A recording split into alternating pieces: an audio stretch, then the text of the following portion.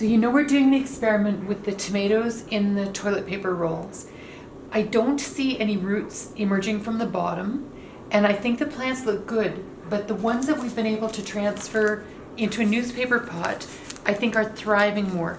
I can feel they're quite nice and moist without being too wet, but I think maybe these ones are being forced to just make roots going down.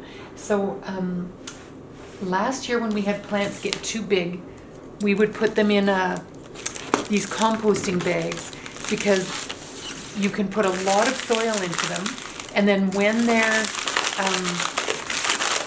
they're in the garden, they decompose very nicely. So that's what we're going to do with the tomatoes in the toilet paper roll.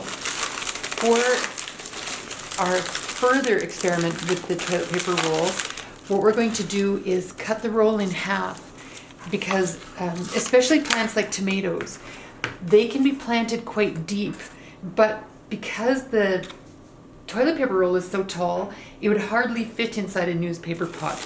It'll easily fit inside the composting bag because it's quite deep. It holds quite a bit of soil. So we'll just fill it with the mix of ProMix and vermiculture compost. And then I think that the roots will have a better chance to spread.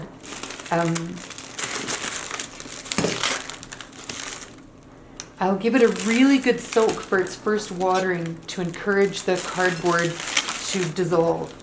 I'm sure you can see this is holding, well, it's got to be 2 or 3 liters of soil. But then it'll give the little seedling a chance to really expand. So, you know, with a tomato, a pepper, they like to be planted fairly deep. And then you can add some soil. I hope that's visible. And I'll just add a little bit of soil around the crown. Then as it gets bigger, a person can give it a little bit more water. A little bit, as it gets bigger. Yeah, I can give it a bit more soil. So I'll give it a really good soak. And then as it settles down, add a little bit more soil. And then let's see how it does. I'll label it so we know when it went in. And, you know, possibly it'll surpass the other seedlings because of the amount of soil it has to draw nutrition from.